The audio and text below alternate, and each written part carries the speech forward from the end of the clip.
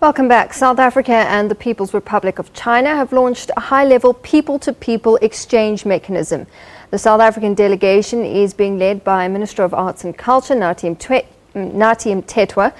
The purpose of the exchange mechanism is to deepen mutual understanding between the people of South Africa and China and to enhance people-to-people exchanges.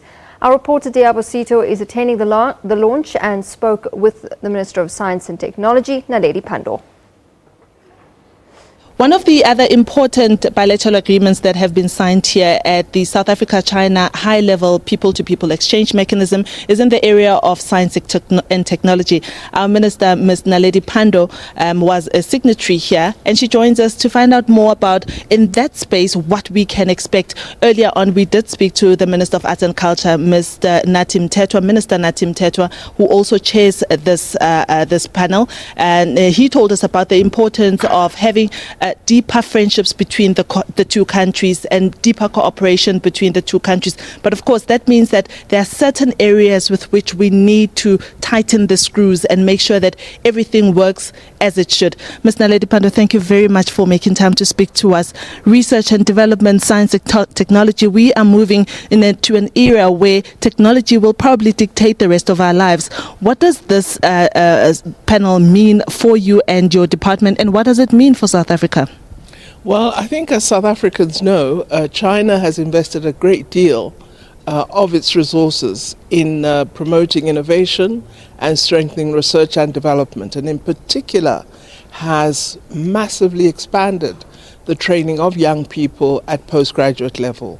So what this is helping us to do, the agreement we signed today, which is for exchange of young people in science and technology as well as academics and researchers, it will allow greater ease of exchange between institutions and individuals in our country. So it means that our young scientists will be able to work at research institutes in China. Young Chinese researchers will be able to come and work in South Africa. Their access will be eased because it's part of an agreement. So we'd be able to do this on a significant scale and have far greater benefit for South African and Chinese young researchers. Minister, as we move to, Africa moves to the fourth industrial revolution where, like I said earlier on, technology is going to be the it of the world. There are some practical examples that we can learn from China. We see just how they are advanced in certain areas, especially with regards to technology. Do you have an idea perhaps of what kind of people we are going to be looking at in South Africa, and just how young can we start grooming them to get to the level where they are able to come up with innovative technological devices that can help Africa come out of its perhaps the problems and challenges that it sees today? Well, we'll be keenly looking at promoting young people, particularly in the information communications technology space, as well as engineering and the broad basic disciplines in science and technology. But more particularly, what we want to benefit from are the innovation hubs that China has established, where young people have all the resources, all the equipment available to them, and they can play around with ideas. They start their enterprises, and they have support from engineers, from financiers, who are there to provide a coherent program of support to young people so that they can establish their new technology companies, they create their new apps, they do a lot of work with respect to ensuring that our GPSs are far more effective, far more accurate.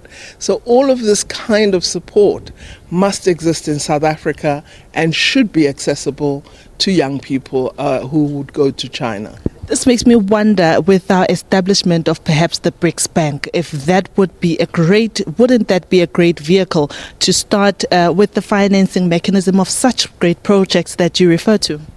Well, absolutely, this would be one of the hopes we would have. But of course, the BRICS Bank wants to support huge initiatives. And so what we must do is accelerate our creation of the young people and the enterprises that can benefit from that level of support. But what we must do as well in South Africa is ensure that the innovation system is ready for such young people and is able to support them. This afternoon we'll actually be doing even more work. We have a workshop where we're looking in practical terms at the creation of an innovation precinct or science park in South Africa, a collaboration between ourselves and China. So we're absolutely thrilled that we're beginning in South Africa to establish the types of mechanisms and institutions which would help advance our young people. Minister, thank you very much for sharing your insights with us. We really appreciate it. Thank you very much.